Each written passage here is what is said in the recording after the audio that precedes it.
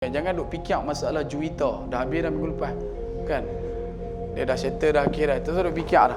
Jangan duk masuk benda-benda yang kita tak tahu lagi. Ni ada 2-3 orang tak boleh move on. HD dah menikah kan. Dia dah risau. Hana ada Malaysia menikah, dia duk risau. Relax kan? HD ni ada, Hafizuddin ni ada. Sebab tu bila sebut berkenaan benda-benda yang luar ni, tak payah duk masuk sangat. Kita tumpu kita. Sampai dikatakan mayat kalau kita tangisi kematian dia dan dia boleh hidup, dia mai dekat kita, dia akan abang apa? Hang jangan duk riau pasal aku mati. Hang riaulah untuk diri hang sebelum hang mati. Ada kita fikir benda tu. Ada kita fikir benda tu. Orang yang mati hari ni pun sama macam kita hala ni. Dengan sangka kata dia boleh hidup esok. Tapi rupa-rupanya tidak. Allah Subhanahu Wa Taala telah menetapkan mencukupkan rezeki umurnya sampai malam ni. Sebab tu tidurlah kita, hiduplah kita, jagalah diri kita seumpama kita akan mati pada esok hari. Yang tu yang dikatakan mulaqu rabbihim, dia akan kembali bertemu dengan Allah. Dan sebab tu pada hujung ayat Allah Taala menggunakan kalimah raji'un. Kenapa? Rujuk balik dengan Allah Subhanahu Wa Taala. Dan kita nak duduk dalam keadaan sedemikian. Kenapa masih lagi kita nak berkira-kira untuk buat kebaikan kepada Allah Subhanahu Wa Taala demi untuk kita punya pahala, kita punya ganjaran kebaikan di akhirat kelak.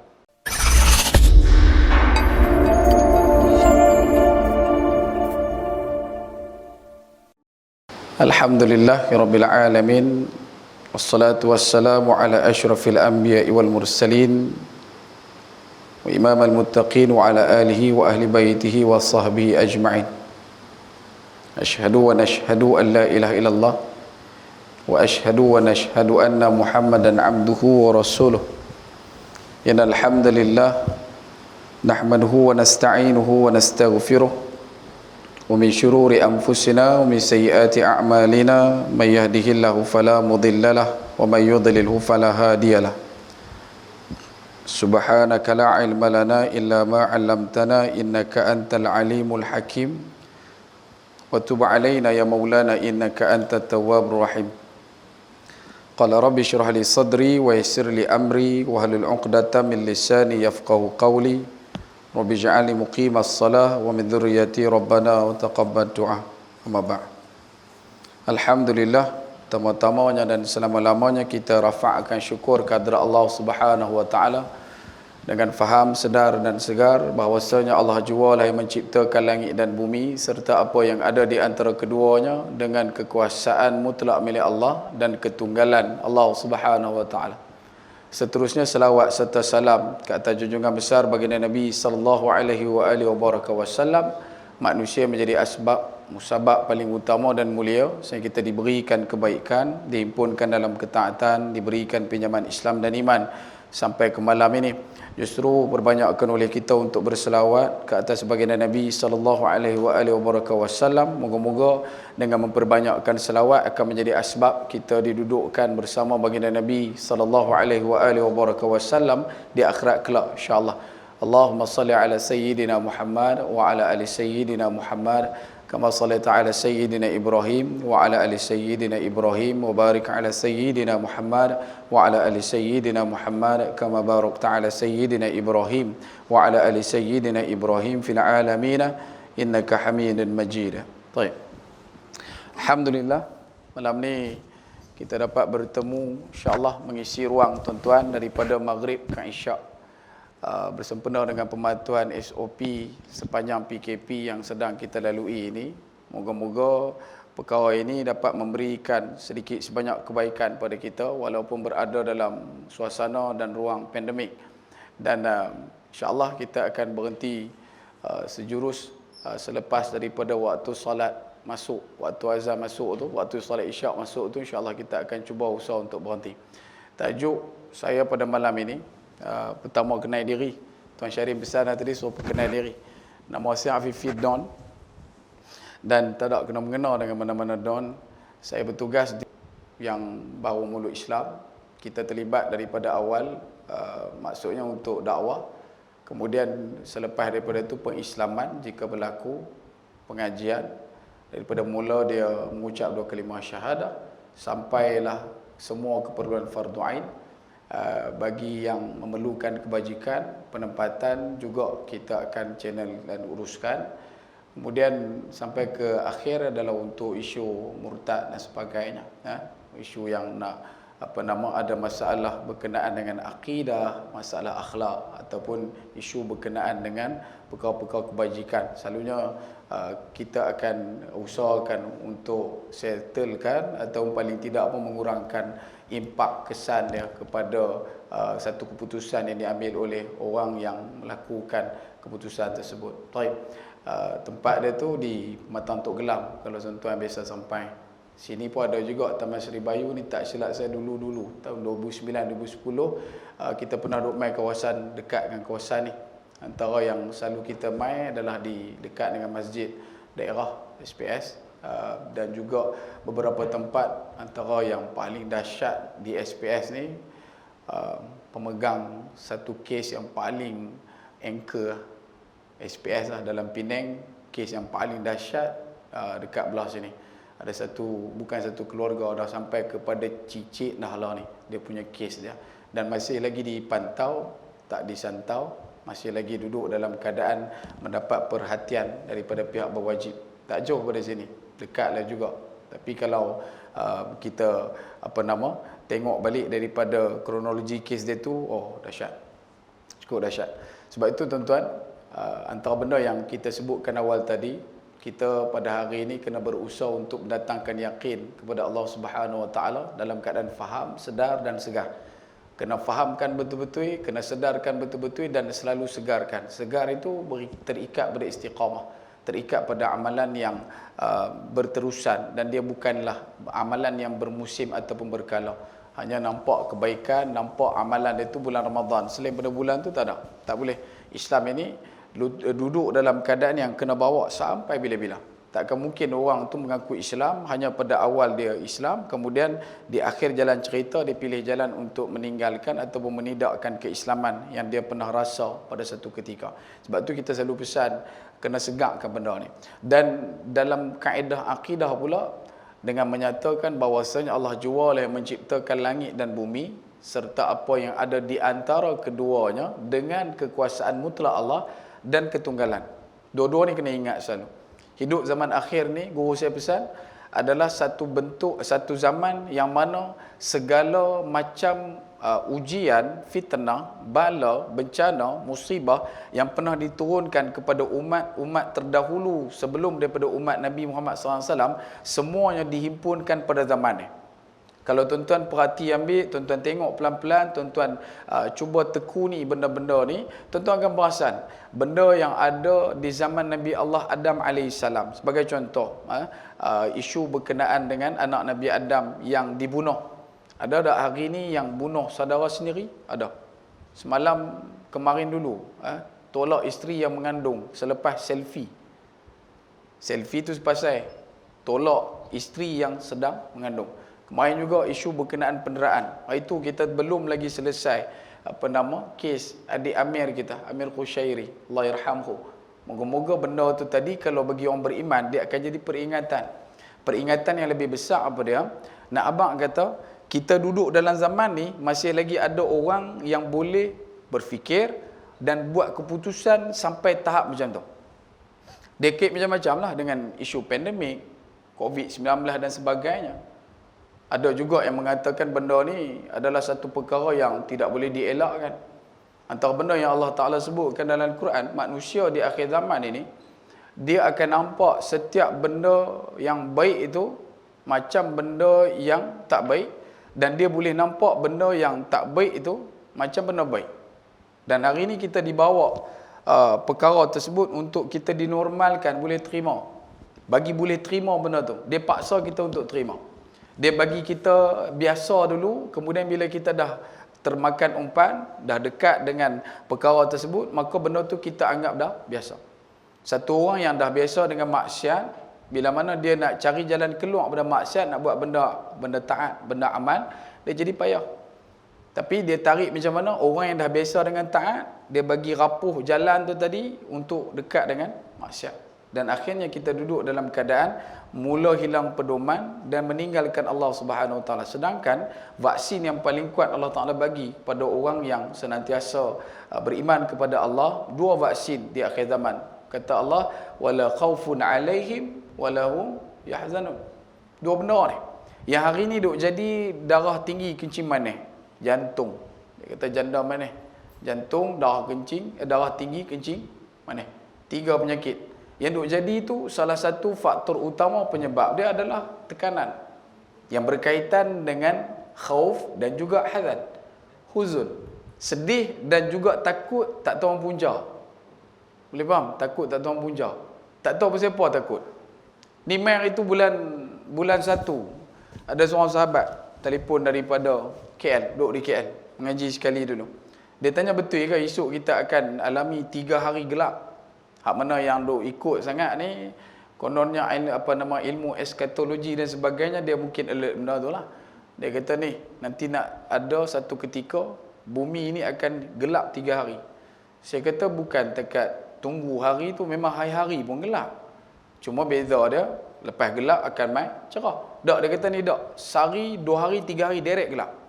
Dia punya followers dalam Facebook berpuluh ribu dah lah. Dulu saya pernah sempat kita counter secara message dekat dia. Masa tu baru 17k followers. Lah dah berpuluh ribu. Dan menimbulkan kerisauan. Dan lagi dahsyat dia, tarikh yang disebutkan baru-baru ni tak gelap. 17 sampai 20 hari bulan kah. Lepas tu bila tak gelap, orang pakat counter dia balik, dia kata oh dah tukar, dia main 23 hari bulan pula. Dia boleh adjust. Dia pun serupa macam Menteri Musa Menjanggut, boleh padam kan. Lepas tu gamak tak puas hati, padam post lah. Dan benda-benda tu kita pelik dan heran. Bukan isu kenapa ada orang boleh percaya. Isu dia bila Allah Subhanahu Wa Taala berkehendak untuk menarik iman daripada kita, pada masa tu kita akan buat satu benda yang orang lain akan kata hang ni tak reti ya. Hang ni jahil ke? Takkan hang tak tahu benda ni? Awak hang mangkak sangat. Benda ni memang dah clear dah tak betul. Kita akan duduk dalam keadaan dikatakan sedemikian. Sebab tu kalau nak elakkan situasi ni terus berlaku dalam keadaan kita larut berkenaan dengan maksiat, segala macam benda-benda yang kita duk buat jauh daripada ketaatan pada Allah, bila kita nampak benda-benda macam ni, nombor 1, inna lillahi wa inna ilaihi raji'un. Nombor 2, orang tua selalu duk sebut, guru kita selalu pesan, wal'iyadzubillah. Minta moga-moga dijauhkan, dilindungkan kita daripada perbuatan tersebut. Dan kena ingat, kita ni juga duduk dalam keadaan yang berkongsi sektor yang sama. Kluster kita sama aja. Dia boleh jadi lagu tu paling tidak pun sebab Allah Ta'ala berkehendak untuk dia jadi lagu tu. Dikenakan apa? Ya, baru main sebab. Sebab dia tak campur dengan orang saleh, tak mengaji betul-betul. Dia mengaji betul ya. Dia tak mengaji betul-betul. Mengaji betul ni, dia tak boleh duduk dalam majlis ilmu sebab bahaya. Dia main buku, dia tulis. Ustaz tengok ke kipas, dia tulis. Kan? Ustaz menulis, dia tulis kat situ. Ustaz geling saya 2 kali, dia tulis. Semua apa yang dia nampak tu dia tulis. Itu yang kita mengaji betul dengan mengaji betul-betul. Sebab tu bila sebut berkenaan dengan perkara ni, kita dah masuk bulan Rejab dah tuan-tuan. Ada jutaan manusia yang minta moga-moga disempatkan untuk duduk dalam bulan ni. Kita tak pernah minta pun nak duduk dalam bulan ni. Kita cuma target mungkin dan raya aja, tapi tak pernah terlintas pun rasa nak duduk dalam bulan Rejab. Sedangkan bulan Rejab ini kata Allah Subhanahu Wa Taala adalah termasuk dalam Ashhurul Hurum, 4 bulan yang diharamkan. Dalam kitab Lataiful Ma'arif daripada Ibnu Rajab Al-Hambali menyebutkan Rejab itu bermaksud kemuliaan. Bulan yang mana dimuliakan kerana pada bulan tersebut dinamakan sebagai bulan haram. Dan kita duduk dalam bulan ni. Dan mungkin dah nak habis dah perjalanan kita, baru nak kenal bulan Rejab. Kalau sebut berkenaan Rejab, dia adalah satu daripada 4 bulan. Bulan Zulqa'dah, Zulhijjah, Al-Muharram, kemudian bulan Rejab. Dia duduk asing. Bulan yang ke-7, bulan yang ke-8 bulan Sya'ban. Lepas bulan Sya'ban barulah bulan Ramadan. So, ulama terdahulu di zaman salafus salih antara disebutkan oleh Ibnu Rajab, 6 bulan selepas daripada bulan Ramadan, mereka akan membacakan doa Rabbana taqabbal minna ataupun Rabbana taqabbal minni. Ya Allah, terimalah atas apa amalan yang aku buatkan sepanjang bulan Ramadan. Masuk bulan Ramadan, 6 bulan selepas pada tu akan baca doa tu je.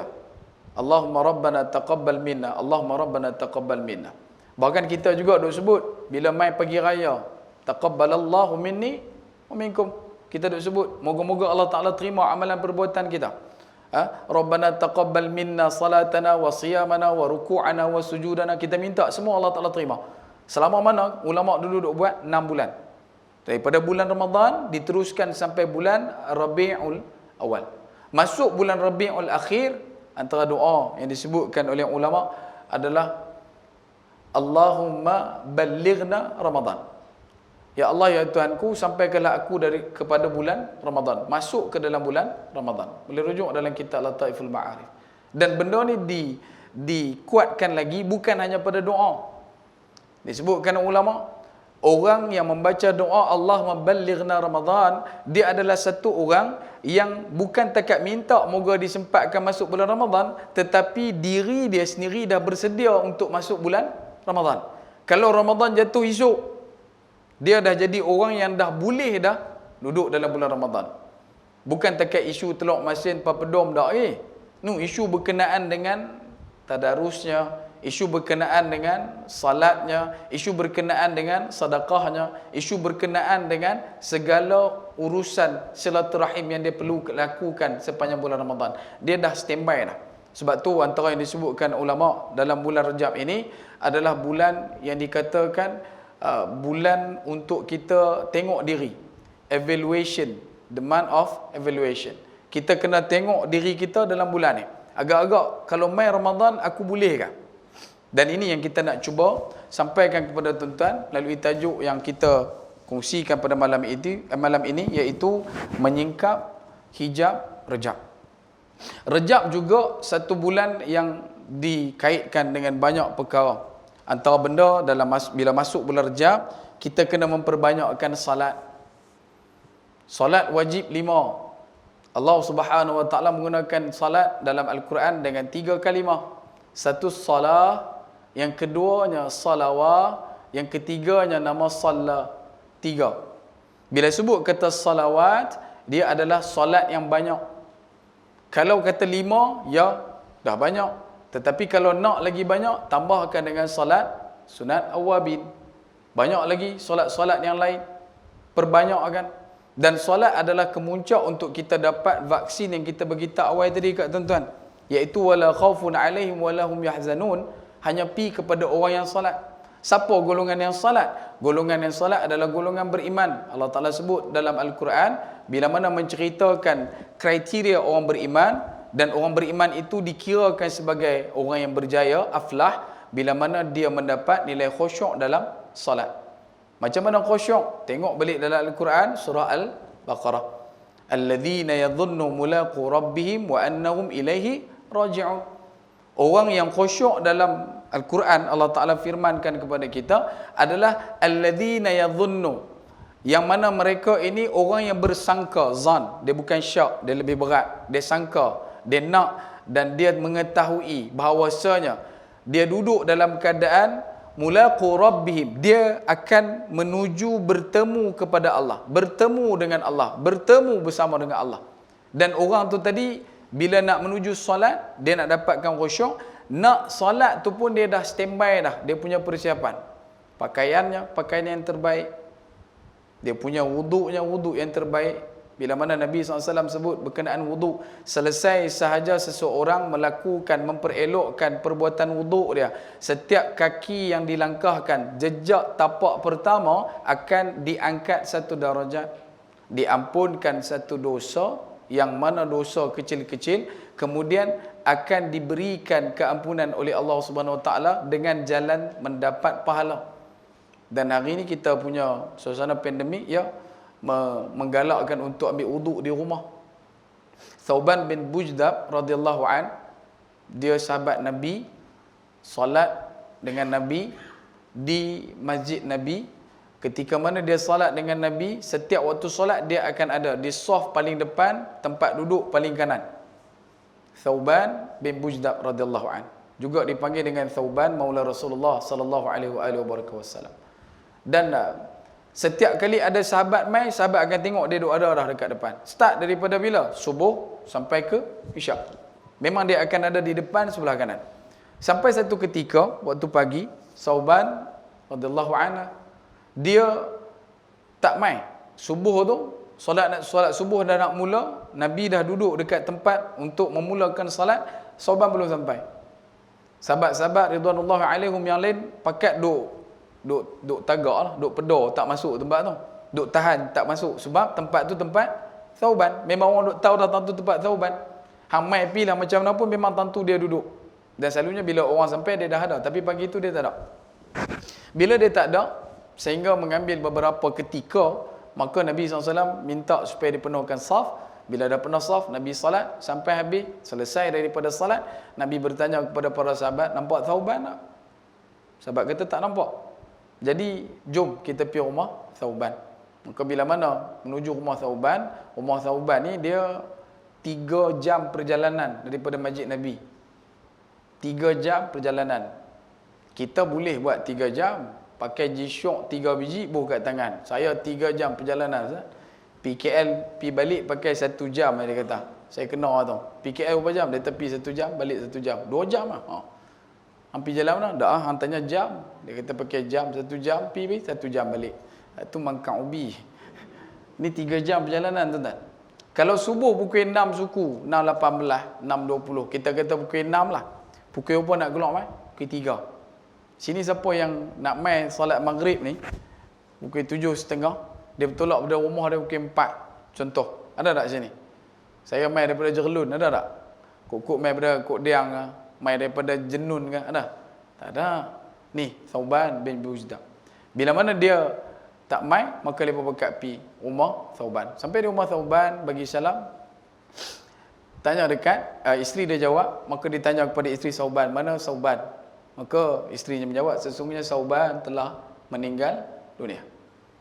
Maka bila mana Nabi SAW masuk, Nabi ziarah jenazah, kemudian ditanyakan kepada isteri Sauban, ada tak apa-apa nasihat, wasiat, ataupun apa-apa yang disampaikan oleh Sauban sebelum dia meninggal dunia? Maka dijawab oleh isteri Sauban, kata tak ada sebut apa pun, tak ada yang ditinggalkan. Cuma ketika mana sebelum dia habis umur, sebelum meninggal dunia, sebelum nafas terakhir, dia sebut 2 benda. Satu benda yang dia sebut, kenapa tidak jauh lagi? Kenapa tidak jauh lagi? Yang itu yang pertama. Yang kedua, kenapa yang lama tidak yang baru? Kenapa yang lama tidak yang baru? 2 soalan ni, 2 perkataan ni dia duk sebut, duk ulang ketika mana berada dalam keadaan sakaratul maut. Maka Nabi SAW tersenyum dan Nabi SAW menyatakan kepada sahabat-sahabat yang lain yang berada, ridwanullahi alaihim, Nabi SAW menyatakan, Sauban mengatakan kenapa tidak jauh lagi adalah merujuk kepada kedudukan rumah Sauban dengan masjid Nabi. 3 jam perjalanan tu terlalu dekat. Patutnya kena jauh lagi. Pasal apa? Sebab ketika mana sakaratul maut, Allah Subhanahu Wa Taala membentangkan setiap satu ganjaran pahala kebaikan, tapak-tapak kaki yang digunakan menuju ke rumah Allah di depan mata Sauban radhiyallahu anhu. Dan dia nampak, maka dia kata, awaklah tak jauh lagi. Kalau jauh lagi banyak aku dapat, lagi banyak aku dapat. So lepas ni pakat pindah habis Taman Seri Bayu, tak ada siapa dia dah. Kami nak duduk di Jenun, di Jeniang, di Kok Diang, kami nak bergerak pada sana mai sini. Taubat tak boleh, PKP lah bang. Kan? Ada surat 4 kampik pun tak boleh lepas. Sebab tu bila sebut yang pertama, Nabi SAW sebut pada sahabat yang lain, yang tu. Maksudnya, bila kita menuju ke rumah Allah, duduklah jauh atau dekat mana pun dengan mengikut sunnah Rasulullah sallallahu alaihi wasallam, jangan risau dengan ganjaran yang Allah Taala sediakan. Benda tu dah urusan Allah, kita biar buat sudah. Cuma bila kita duk buat benda-benda tu walaupun sikit tetapi istiqamah, benda ni sebenarnya jaga kita, tuan-tuan. Yang jaga. Saya selalu sebut, ramai orang kata kita kena jaga sunnah. Wallahi, sunnah yang sedang jaga kita. Sunnah yang sedang jaga kita. Bukan sunnah memerlukan kita untuk jaga dia, tak. Sunnah yang sebenarnya menjaga kita selama kita duk ada. Tapi bila mana kita hari ini nampak sunnah seperti satu pilihan yang ketiga, keempat dan tidak diutamakan, maka benda tu yang menyebabkan orang lain daripada agama ni juga memandang rendah dan hina serta lemah kepada sunnah. Hari ini kalau tuan-tuan keluar daripada surau balik lagi, seluk poket nak ambil kunci motor, duit RM50 jatuh. Memang nampak, bukan tak nampak. Duit RM50 jatuh. Agak-agak berapa lama masa tuan-tuan nak ambil untuk mengambil duit tersebut, masukkan balik dalam poket. Duit RM50 bang. Nah, duit RM50. On the spot, betul? Tapi kita hari ni, bila mana benda tu berkaitan dengan sunnah, walaupun kita berpeluang untuk ambil benda tu, buat benda tu dalam masa yang paling cepat, kita tak buat. Pasal apa? Kita kata nanti, alah benda ni benda sunnah, duk buat kalut apa? Nampak? Betul tak benda ni? Duk jadi dekat kita. Kita sendiri yang downgrade benda tu. Kerja kita download apa yang ada dengan Nabi, bukan downgrade apa yang Nabi tinggalkan kepada kita. Isunya hari ini, Nabi tinggalkan kepada kita, tapi benda yang Nabi tinggal, kita tinggal. Benda yang Nabi tinggalkan kepada kita, kita tinggalkan. Sebab itu, bila kita ada Quran, kita tak guna. Sedangkan dalam Al-Quran itu, dalam hadis itu, telah pun diberikan 1001 penyelesaian kepada masalah yang sedang kita hadap. Bukan takat hari ni, masa depan. Yang nak main ni nanti, semua dah ada dah dalam Quran. Tapi Quran yang ada, kita tak guna. Sebab apa? Sebab itulah jawapan. Sebab kita tak guna. Dua tak guna, satu tak guna, satu lagi memang tak guna punya orang. Hak ni yang duk jadi. Sebab tu agama lain, pahaman lain, ajaran-ajaran lain. Boleh nampak Islam ni satu benda yang tidak stabil. Walaupun ada jemaahnya yang tertentu. Berapa banyak fitnah yang dilemparkan kepada kita, tapi kita tetap juga duduk dalam keadaan, duduk sentiasa segar pada diri, tetapi dalam masa yang sama tak buat apa-apa. Duk sembang juta-juta, CEO, Mega Holding, sembang bilion-bilion, kan? Pi tanya, politik sampai ke lumat, ada tak kilang buka buat coklat? Kilang hak yang gula-gula hak dulu sekupang beli dapat 3 biji tu. Ada tak orang Islam kita buat? Saya tanya dekat banyak tempat, nak buat toge, tanam toge, pakai kacang apa? 97% akan cakap tanam kacang hijau. Betul? Bila kita tanya, tak nak mau, angkat tangan, kacang hijau. Kacang hijau tak jadi toge bang. Jadi jugalah, tapi bukan toge tu yang orang duk beli. Kacang ni kacang warna hitam. Dan sebab itu bila hari ni, kita tengok balik dalam kehidupan kita yang tak lama mana, rupa-rupanya kita yang sebenarnya menolak penjagaan sunnah pada diri.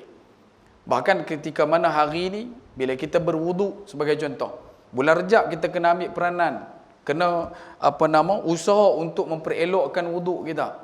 Kerana Nabi SAW sebut dua benda. Satu, orang yang ambil wuduk tak cuci kaki. Yang kedua, masuk qada hajat tak cuci betul-betul. Dua benda ni antara penyebab orang-orang Islam, manusia Islam yang mengaku iman, dimasukkan ke dalam neraka Allah Subhanahu Wa Taala. Waliyadzubillah. Berapa ramai yang duduk dalam keadaan ambil wuduk tapi tak clearkan benda tu. So dalam bulan Rejab ni, kita take off, kita duduk dalam keadaan faham balik, belajar balik, buat satu-satu. Basuh 3 kali, ya sunat, tapi buatlah. Sebab benda tu Nabi buat. Siapa Nabi? Nabi orang yang confirm masuk syurga. Orang yang confirm masuk syurga pun buat 3 kali. Pasal apa kita nak buat sekali? Ada hadis Nabi sebut, buat sekali malaikat. Buat 2 kali para Nabi, buat 3 kali ikut cara aku, kata Nabi SAW. Yang pergerakan ketika berwuduk tu, kita basuh sekali, ya itu wuduk para malaikat. Kita basuh 2 kali, kita cuci 2 kali, itu wuduk para Nabi. 3 kali ikut Nabi SAW. Nabi ketua kepada para Nabi. Maka kita pilih untuk buat yang 3. Sebab tu bila sebut berkenaan dengan evaluation ataupun waktu untuk kita menilai diri, ya sampai hari ni. Isu pandemik, bila mana masjid dibuka, berapa ramai orang yang memandang sinis benda ni, bubuh dalam media sosial. Masjid dah buka, lepas ni masjid pekat penuh, hampa pi. Cameron tak nak abang buka, tunggu dah dekat Simpang Pulai. Kan? Kira nak tala pi lah, duk nampak apa strawberry dengan carrot cemen dekat Kifam, dia duk nampak gitu kan. Pakai duk peleceh aku. Nabi pesan, zaman lah zaman peleceh orang. Zaman lah zaman pedejeh orang, zaman lah zaman duk troll orang dan sebagainya. Sampai hari ni tak habis lagi. Manchester duk troll Liverpool. Duk dalam gua. Dia kata hang dah keluar dah, masuk balik. Pasal apa? Telefon tak dapat. Dia kata dalam gua tak ada lain. Ya, zaman ni Nabi sebut zaman troll. Zaman ni. Dan beruntung bagi orang yang jauh daripada troll. Jauh daripada segala macam prank dan sebagainya. Perkena orang, scam orang dan sebagainya.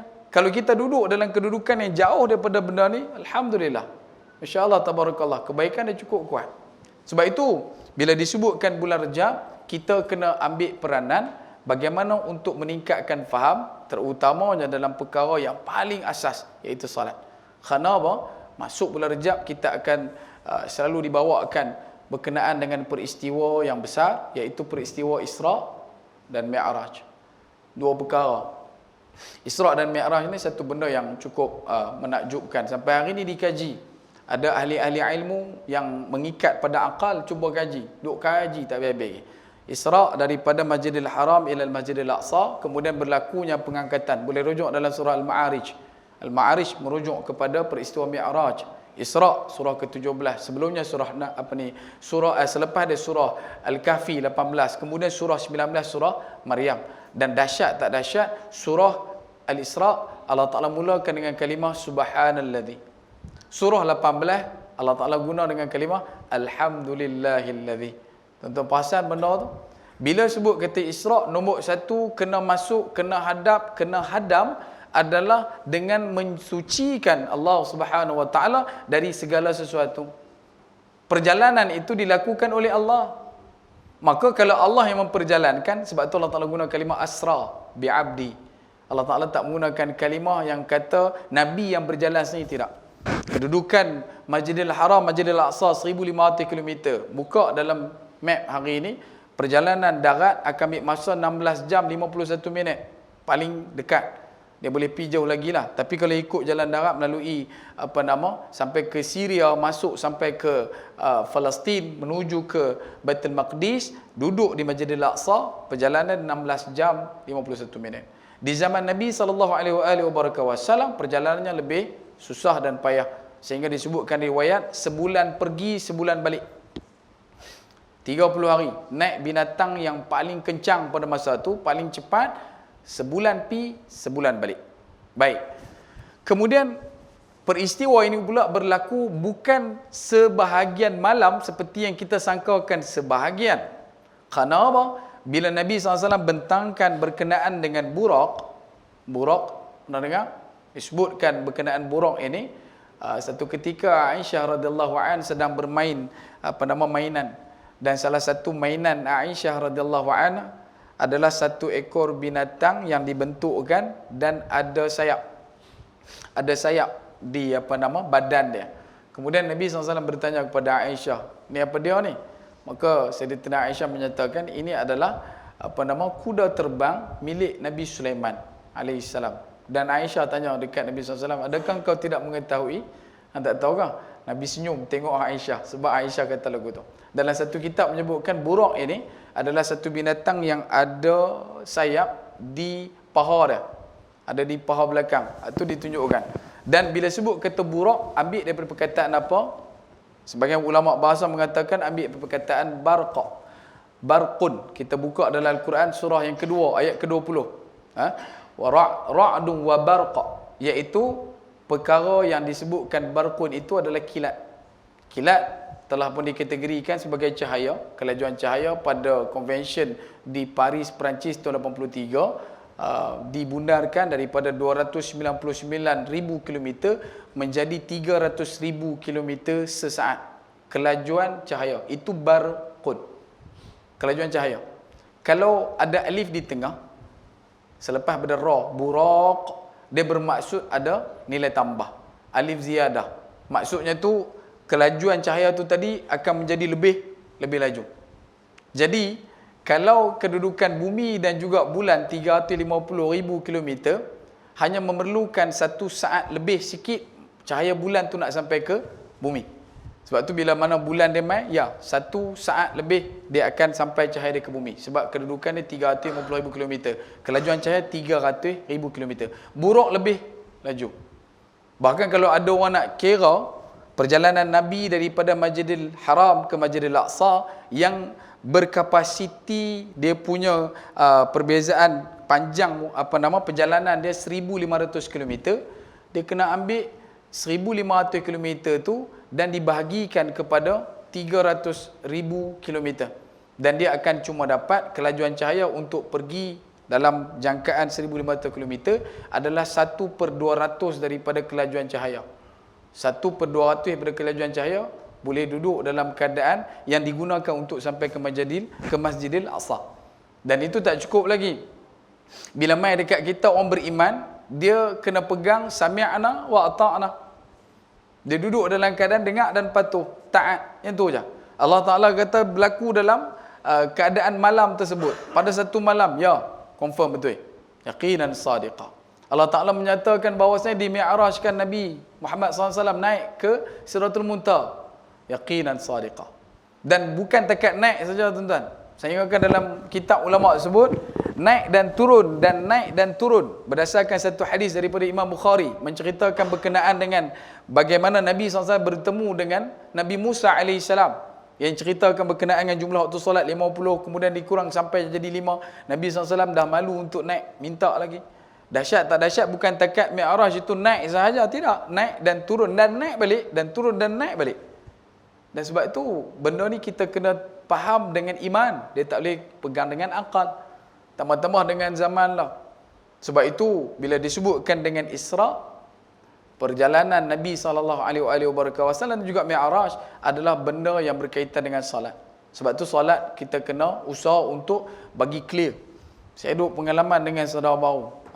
Bila mana salat, ya kita ajak salat macam biasa.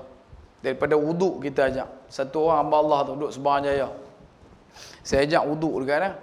Bila dah ajak wuduk dah habis dah, dia mai satu kali kita punya program selepas 2 bulan dia jumpa kita, dia mai tibai, dia tak tibai, dia mai bubuh saya. Dia kata apa ustaz ajak wuduk jenis susah punya. Saya kata bila pula saya ajak susah punya? Dah lah ustaz duk ajak basuh-basuh lah. Halah basuh banyak benda, tak harap dia kata. Sikit lah wuduk. Kata wuduk sikit, saya pun teringat wuduk yang wajib kot. Muka, tangan siku, kepala, kaki. Saya abang kata basuh muka, tangan siku, kepala, kaki kan. Dia tak ada, yang tu pun lambat. Ada lagi cepat? Ada. Dia duduk Subang Jaya. Hak yang saudara kita ni. Kemudian dia abang, saya tanya dekat dia, kalau dah 4 benda tu bukan, apa dia lagi? Yang paling sikit basuh apa? Dia kata basuh kaki ya sebenarnya. Siapa ajak hang? Dia kata saya duduk belajar dengan satu imam di masjid. Masjid dekat kawasan Subang Jaya tu. Saya kata imam ni biar betul. Ajaran Ibu Yati ke apa ke? Kan? Lalu kita kenal, pergi jumpa sembang. Kata Syekh, kawan kita ni, dia kata Tuan Syekh duk ajak dia wuduk sekali je, basuh satu benda je. Dia kata bila aku ajak? Mu'alah ni beritahu, dia selalu pergi masjid Subang Jaya. Bila dia pergi masjid Subang Jaya, dia ambil wuduk dekat kolah. Dekat kolah tu dia ambil wuduk. Bila dia ambil wuduk, setiap hari waktu asar akan main satu Vespa parking dekat tempat wuduk tu, nanti masuk.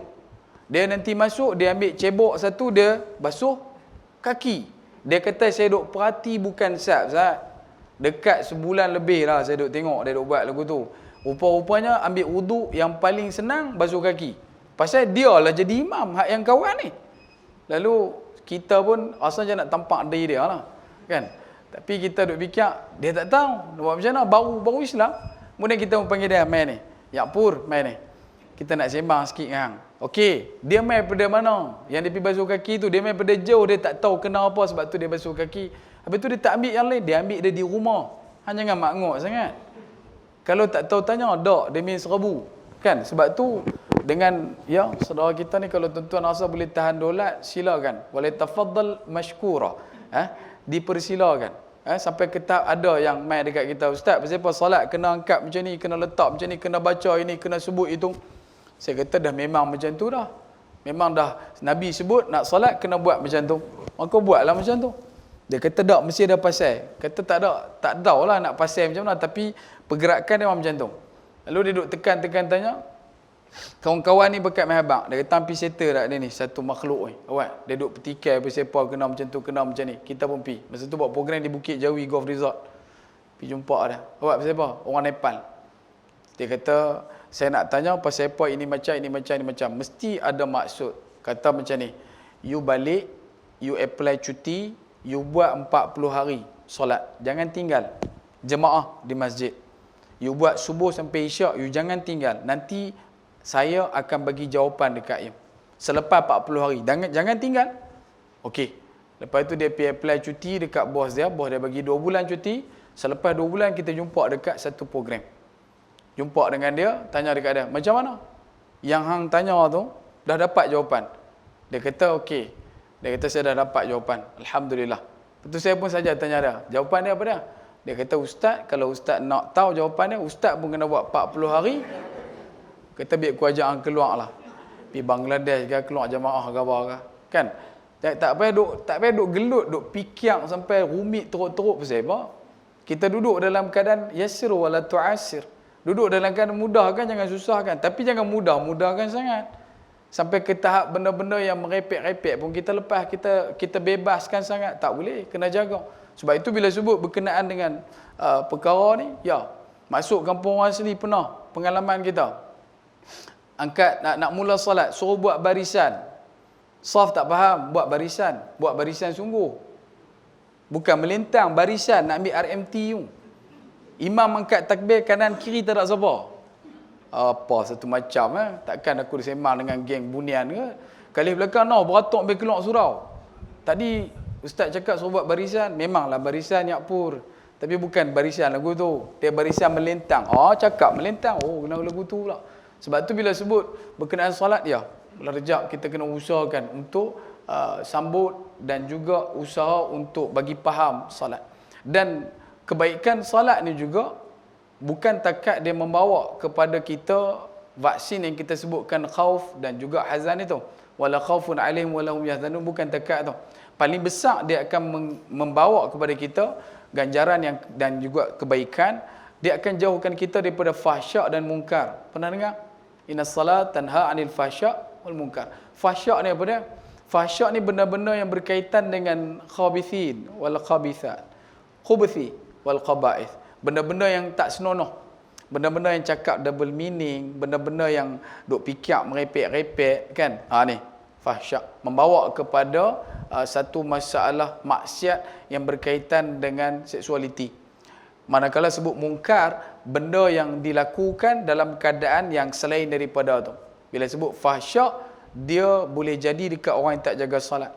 Dan benda ni yang kita nak kena usaha, cuba check up, cuba cek dalam bulan Rejab ni semampu mungkin. Kalau kata dah boleh solat 5 waktu, ya teruskan. Kalau boleh lagi, buat solat awal waktu. Kalau boleh lagi, jemaah.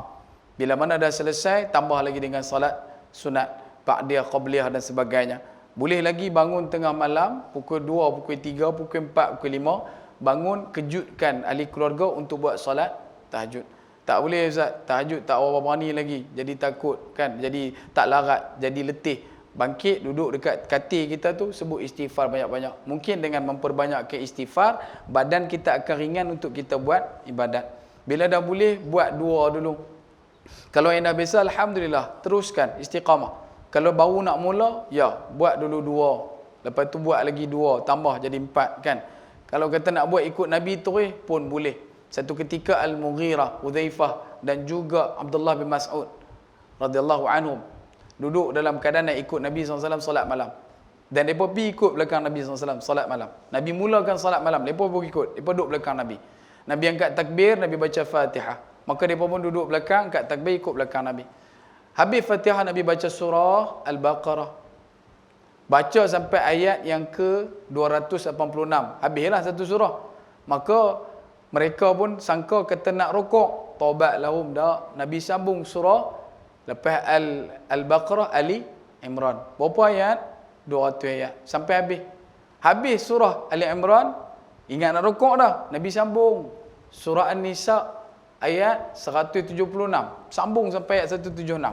Habis surah An-Nisa ayat 176. Last lah. Nak rukuk ke? Dah. Nabi sambung surah Al-Ma'idah sampai 5 juzuk 2 helai. 5 juzuk 2 helai. 5 juzuk 4 halaman.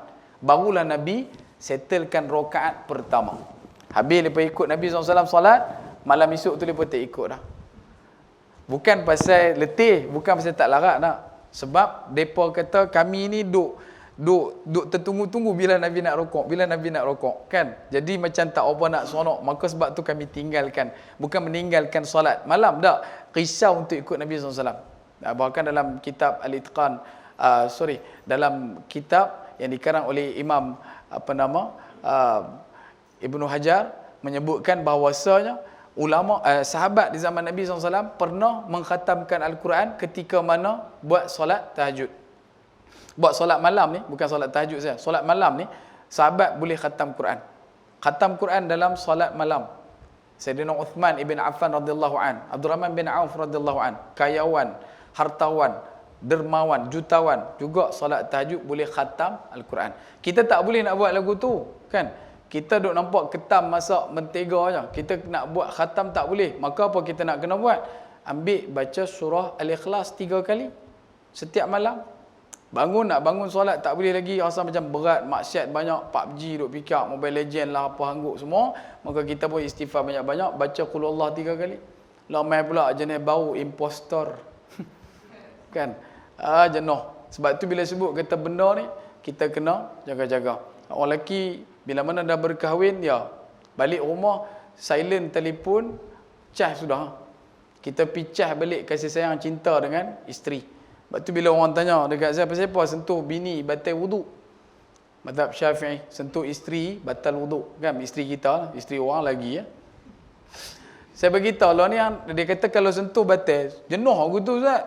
Balik lagi duduk dengan laki duduk sentuh. Ni, laki yang lagi banyak pegang telefon lah daripada pegang. Nak buat sedih apa arah. Buat relax sudah. Ambil wuduk, batal ambil balik. Kalau kata benda tu, kita rasa sebagai satu pengorbanan, jihad jalan Allah, ya, dapat pahala berkali ganda. Tapi kenapa benda tu hilang? Sebab kita nampakkan benda tu terlalu jauh daripada sunnatullah dan sunnah Rasulullah sallallahu alaihi wasallam. Sebab tu, kalau boleh, ya, boleh bangun malam, teruskan. Sebab tu bila masuk bulan Rejab juga perbanyakkan bacaan Al-Quran. Imam Suyuti menyebutkan satu hari orang Islam kena baca satu juzuk. Satu juzuk. Imam Syafi'i perjalanan nak pergi mengaji ambil masa 8 malam, 8 hari, dia settlekan satu kali khatam Al-Quran. 2 kali, satu malam satu siang. Khatam Al-Quran dalam masa perjalanan 8 hari untuk pergi mengaji. Sampai ke tahap macam tu. Masuk bulan Ramadan, satu bulan Ramadan tu boleh khatam setiap 3 hari sekali. Khatam Quran. Bukannya susah, tapi memang susah.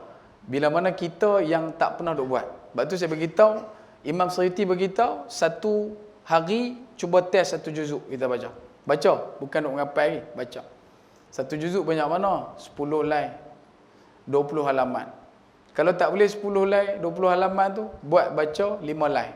10 halaman, 5 line.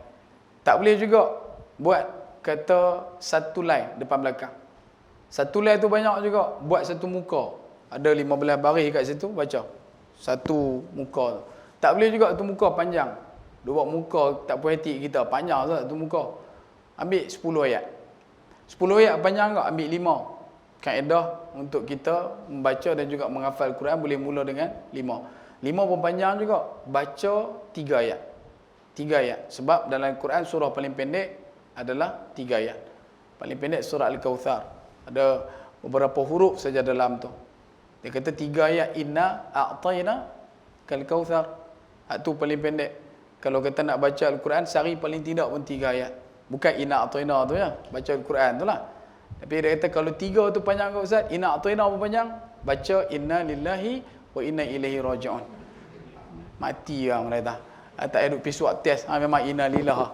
Bagi baca Quran. Sebab tu bila sebut dengan berkenaan Quran, jangan kita kelang kabut sangat dengan urusan dunia. Jangan duk fikir masalah juwita. Dah habis dah minggu lepas. Kan?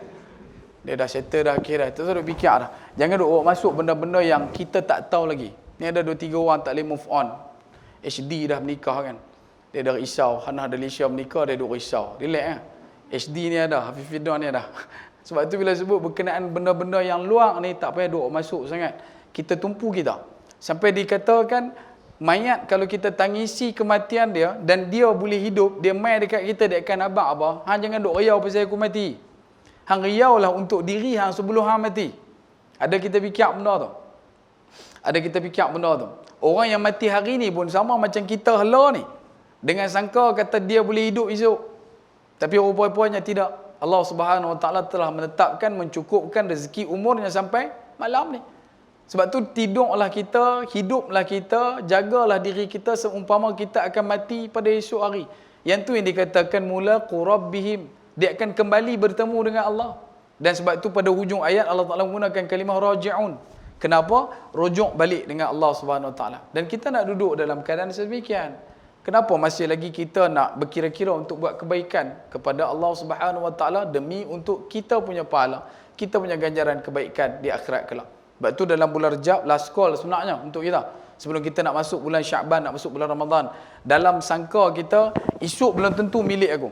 Tapi kalau kita dah memang duk rasa esok boleh hidup, boleh confirm esok saya hidup lagi Ustaz, silakan, tak ada masalah. Sebab tu bila kita ada ruang masa dengan keluarga dan sebagainya, kutip pahala.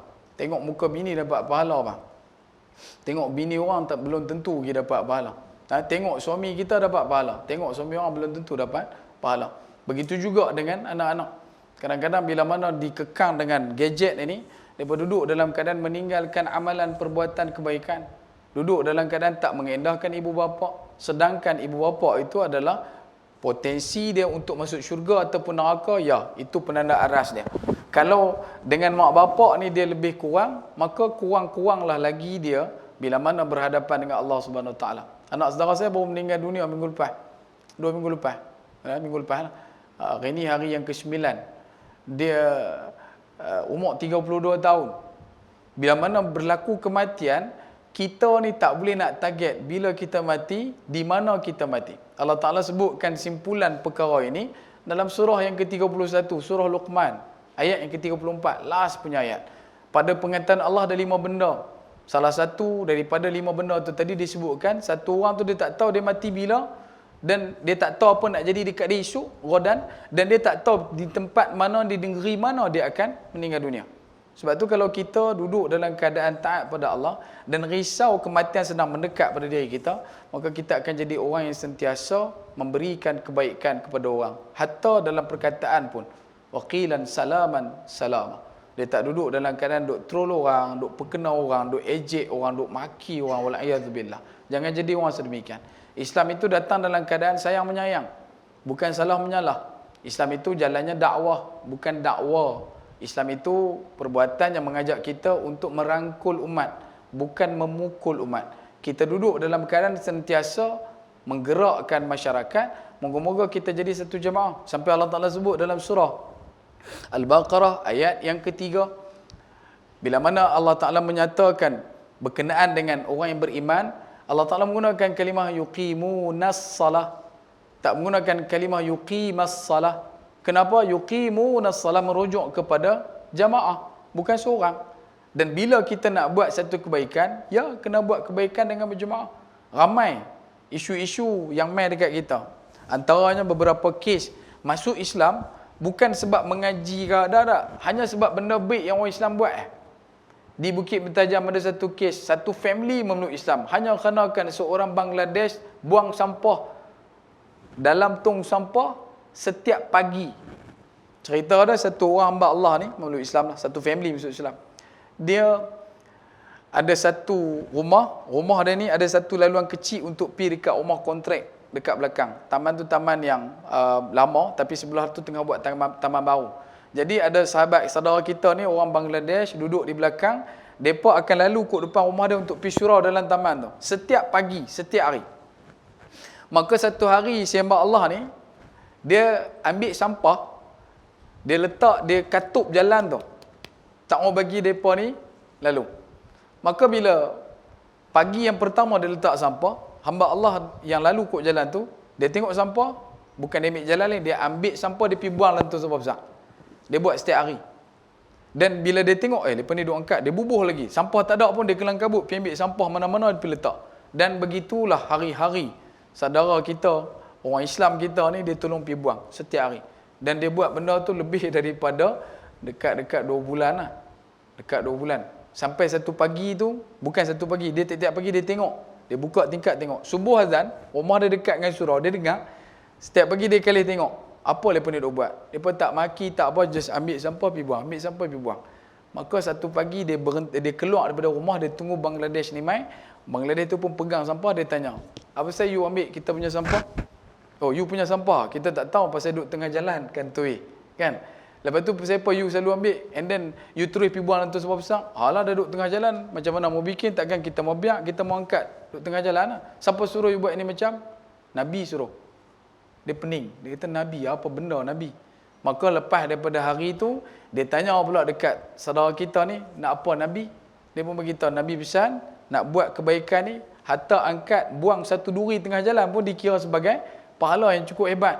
Maka hang bagi sampah besar, maka aku buang lagi banyak pahala. Dan hari tu dia tak boleh nak tanggung dia punya rasa, dia turun pergi ikut mereka pergi dekat surau. Habis mereka keluar pada surau, dia beritahu, kata dia nak memeluk Islam. Dia diislamkan, selepas beberapa bulan, isterinya, anak-anaknya, 3 orang memeluk Islam. Duduk di Pulau Pinang juga. Sebab tu, ada orang yang masuk Islam bukan dikenakan oleh debat, macam Zakir Naik, tak perlu. Hanya kerana akan benda baik. Tetapi baik itu bukan kerana target kita nak dari Islam, dah tak. Buat baik kerana Allah. Maka Allah Ta'ala akan bagi satu benda yang la yahtasib. Kita tak sangka-sangka. Kita duduk dalam keadaan, biar betul buat benda ni, je dapat benda-benda sedemikian. Sebab tu, bulan Rejab ini, kita kena lipat gandakan usaha. Perbanyakkan juga sedekah. Jadikan sedekah kita sedekah yang paling ikhlas. Kalau kata dulu, pi salat Jumaat akan ada tabung yang duduk jalan dan sebagainya. Ya, kalau kata di surau ada tabung dan sebagainya, sedekahkan. Takat mana yang kita mampu, sedekahkan. Tapi janganlah kita sangka dengan senyum kepada tabung tu juga satu sedekah. Yang tu adalah satu simptom. Mungkin kena buat swab test juga kalau orang macam tu.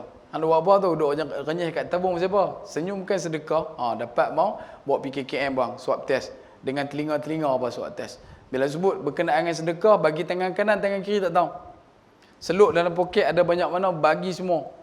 Satu ketika Sayyidina Umar Al-Khattab radhiyallahu an pergi ke pasar, kemudian dia bawa, dia pakai kain rida ada dekat bahu dia. Tengah duduk berjalan, ada satu hamba Allah mai cabut, tarik, rentap kain rida ni dan lari. Hamba Allah tu ambil kain tu dan lari. Sayyidina Umar ligan. Sayyidina Umar radhiyallahu an ligan kawan tu. Ligan sungguh-sungguh.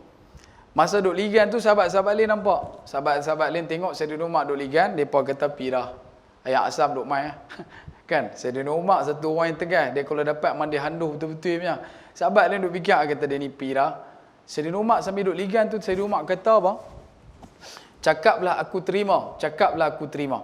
Sayyidina Umar ligan kawan tu pegang kain rida Sayyidina Umar. Sayyidina Umar kata dekat dia, cakaplah aku terima. Cakaplah aku terima. Kemudian dah tak sempat nak ligan, tak dapat. Maka orang tanya dekat Sayyidina Umar, pasal apa? Ligan dia curi, dia ambil kain aku. Habis tu kenapa kau kata suruh dia cakap dia terima? Kenapa kau mengatakan cakaplah aku terima? Sebab bila mana dia ambil tanpa aku sedar, aku nak jadikan benda tu sedekah. Supaya bila dia lari tu bawa tu, kalau dia cakap aku terima, maka aku tak perlu lagi ligan dia. Benda tu dah jadi sedekah. Boleh faham tuan? Ni main naik motor way suku, tentu bukan sat gila, bukan sinilah. Kok-kok lah. Ada satu orang motor dia pakai luar, tengok ada hamba Allah lari naik. Dia pun ligan, cakaplah aku terima. Bawa sekali dengan geran. Ajak pergi tukar nama tu. Boleh tak? Nabi SAW, sahabat main jumpa Nabi, tengok Nabi, tegak Nabi. Benda ni lawa, Nabi bagi terus. Saya tak ada lawa malam ni tuan-tuan. Jangan duk tegak saya. Dia kata lagu tu. Kita ni, sebab tu kalau tengok pada sunnah Nabi SAW dalam bab sedekah, kita jauh. Kita jauh. Bukan dekat benda yang banyak, benda yang sikit pun belum tentu. Ni kalau kata sedekah mai, nak jadikan dia sebagai satu sedekah yang paling ampuh adalah dengan keadaan orang tak mengetahui sedekah kita. Siapa pun tak tahu. Dan biarlah sedekah yang kita bagi itu kerana Allah Subhanahu Wa Taala. Ada satu kisah mungkin tuan-tuan biasa dengar kan. Satu hamba Allah pergi solat Jumaat, dia duduk di saf depan kan. Bila dia duduk saf depan, dia tengok belakang dia ada satu hamba Allah, orang yang agak tua kan. Orang yang agak tua. Maka dia tengok orang tua ni nampak pakai macam orang susah aja. Maka dia pun duduk dalam keadaan yang nak tunggu khutbah. Tiba-tiba mai tabung. Bila mai tabung, dia pun seluk poket. Bila seluk poket, keluar kelapa sawit. Kelapa sawit tau. Dia tengok, wish, duit RM50. Kemudian dia seluk balik tangan dia cari balik. Keluar, jumpa duit RM1. Maka dia ambil duit RM1, dia bubuh dalam tabung. Bila dia dah bubuh dalam tabung, tiba-tiba hamba Allah yang pakcik kat belakang ni tahan dia, pegang dia. Dia pun kali tengok. Dia bagi duit RM50. Dia terkejut sebab dalam hati dia kata orang tua ni tengok pakai macam orang susah. Tapi bagi sedekah RM50. Aku ni kerja hebat tapi sedekah cuma RM1. Dia pun malu. Ambil lah duit Pak Long tu, dia pun bubuh dalam tabung. Tabung tu dah pi dah. Pak Long tu panggil lagi, dia kata, ya Allah biar betul. Aku sangka buruk sungguh. Aku bagi RM1, dia bagi RM50 ni, dia panggil lagi. Dia nak bagi lagi ni. Maka dia pun Kali-kali Pak Long tu kata, minta maaf lah, aku tebah lah. Tadi duit RM50 tu duit hang. Bukan duit aku. Kan masa dia tarik tu, duit tu jatuh, dia tak perasan. Tengok hari tu dia boleh sedekah RM51. Sebab tu bila sedekah ni, satu, kita kena pegang, kita target nak sedekah bila. Yang kedua, sedekah jangan kita duk berkira-kira. Sebab sedekah ni dia akan jadi waktu yang kita cukup susah nak bagi. Dan yang ketiga, bila kita duduk dalam dua keadaan ni dah lepas, dia akan main satu ketika, kita akan dipaksa sedekah. Bila mana berlaku kecurian, kata ulama. Keluar tengok slipper dah ruyuk mah. Niat sedekah, dapat pahala. Tapi kalau kata hari-hari niat sedekah, bahaya tu. Kena panggil polis lah.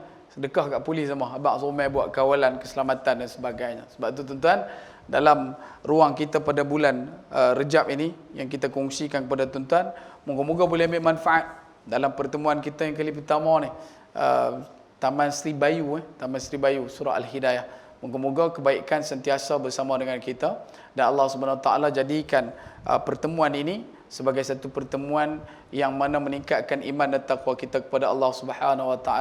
Pertemuan kita memberikan ruang untuk kita dilimpahkan dengan kerahmatan. Perpisahan kita kelak Allah SWT berikan keberkatan. Dan kita mohon juga kehadrat Allah SWT, moga-moga pandemik ini, situasi yang kita sedang alami ini, Allah SWT angkat, Allah Ta'ala jauhkan, Allah Ta'ala tidak kembalikan lagi kepada kita. Dan saya sendiri, bagi pihak diri saya, mohon maaf banyak-banyak kepada pihak surau Al-Hidayah. Sekiranya ada kekasaran bahasa, teguri bicara, telajak kata, terasa tak mana-mana, saya minta maaf banyak-banyak daripada hujung rambut sampai hujung nyawa. Dan kalau ada kebaikan, mohon tolong sebar-lebarkan. Kalau ada keburukan, mohon tolong kaburkan, leburkan. Terima kasih atas jemputan daripada surah Al-Hidayah, barisan pimpinan, pengurusi dan juga exco dan sebagainya, para jemaah yang hadir pada malam ini. Maka kita rumuskan bahawasanya Rejab adalah bulan untuk kita membina semula kebaikan yang kita boleh lakukan demi Allah Subhanahu Wa Taala. Yang kedua, bergeraklah sebagai satu masyarakat yang mengingatkan, bukan masyarakat yang menjauhkan. Jadi orang yang berlapang dada bila ditegur, jadi orang yang suka ditegur, jadi orang juga yang boleh menegur. Dan bila mana kita duduk dalam keadaan sedemikian, moga-moga rahmat Allah Subhanahu Wa Taala akan diturunkan kepada kita. Dan dari jauh menjunjung duli, dari dekat menjunjung sembah. Mohon maaf sudi diberi kalau ada silap dan salah. Akhir kalam, sekecil-kecil ikan pasti ada isinya, sebesar-besar ikan pasti ada tulangnya. Aku liqauli hadza wastaghfirullahal azim li wa lakum wa li sa'iril muslimina wal muslimat wal mu'minina wal mu'minat al ahya'i minhum wal amwat. A'udzu billahi samiul alim minasyaitonir rajim. Bismillahirrahmanirrahim. Alhamdulillahil alamin hamdan yafi ni'ma yukafi umadidah. Ya rabbana lakal hamdu kama yanbaghi li jalali wajhikal karim wa 'azimi sultanik. Allahumma ja'alna hadza jam'an marhuma wa tafarruqu ba'da tafarruqu ma'suma. Allahumma 'afina fi badanina, Allahumma 'afina fi sam'ina, Allahumma 'afina fi basarina. رضينا بالله ربا وبالإسلام دينا وبمحمد النبي ورسوله. اللهم ربنا تقبل منا صلاتنا وركوعنا وسجودنا لله رب العالمين. اللهم ربنا آتنا في الدنيا حسنة وفي الآخرة حسنة وقنا عذاب النار. وصلى الله على سيدنا محمد وعلى آله وصحبه أجمعين والحمد لله رب العالمين. تقبل الله منا ومنكم تقبل يا كريم. السلام عليكم ورحمة الله وبركاته. والله أعلم.